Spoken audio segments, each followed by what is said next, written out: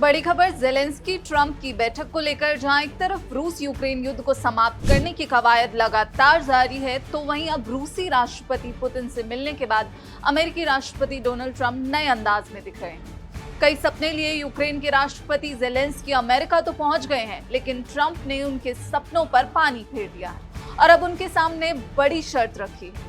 दरअसल white house में पिछले दफे ट्रंप और यूक्रेन के प्रेसिडेंट जेलेंस्की के बीच तीखी बहस देखने को मिली थी और अब एक बार ऐसी ही तगड़ी बहस के लिए व्हाइट हाउस में स्टेज फिर से तैयार है।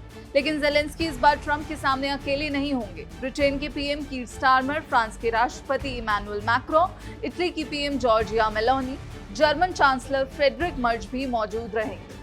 आपको बता दें कि अमेरिका पहुंचने वालों में फिनलैंड के राष्ट्रपति अलेक्जेंडर स्टब और यूरोपीय आयोग के अध्यक्ष भी मौजूद होंगे। हालांकि इधर जेलेंस्की अमेरिका पहुंचे और अमेरिकी राष्ट्रपति ने एक कड़ा संदेश दे दिया। ट्रंप ने अल्टीमेटम देते हुए कहा कि यूक्रेन के राष्ट्रपति जेलेंस्की चाहें तो ये युद्ध तुरंत समाप्त हो सकता है, लेकिन इसके लिए उन्हें कुछ शर्तें माननी होंगी। यूक्रेन को क्रीमिया पर फिर से दावे की बात को भूल जाना चाहिए।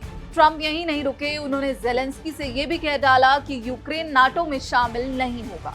आपको बता दें कि क्रीमिया को लेकर लंबे समय से विवाद चल रहा है। फिलहाल इस पर रूस का कब्जा है।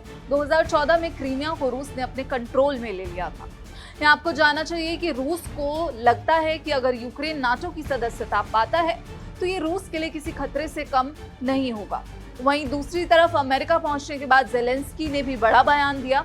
जेलेंस्की ने कहा कि हम सभी की यही इच्छा है कि ये युद्ध जल्द और सुरक्षित तरीके से खत्म हो और शांति स्थायी होनी चाहिए, वैसी नहीं जैसे पहले रही, जब यूक्रेन को क्रीमिया और अपने पूर्वी हिस्से डोनबास को छोड़ने के लिए मजबूर किया गया था।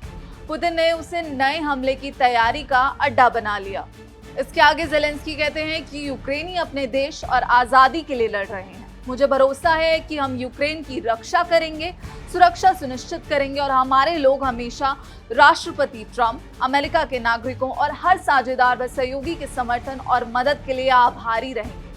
आगे जेलेंस्की कहते हैं, रूस को ये युद्ध खत्म करना होगा क्योंकि उसी ने इसकी शुरुआत की थी। मुझे उम्मीद है कि अमेरिका और यूरोपीय दोस्तों के साथ हमारी साझा ताकत रूस को असली शांति के लिए मजबूर करेगी। अब यहाँ ध्यान देने वाली बात यह है कि दोनों देशों के नेताओं के बीच ये बैठक ऐसे समय पर हो रही है जब हाल ही में अलास्का में पुतिन और ट्रंप की मुलाकात हुई थी और अब ट्रंप का दोहरा चरित्र फिर से देखने को मिल रहा है।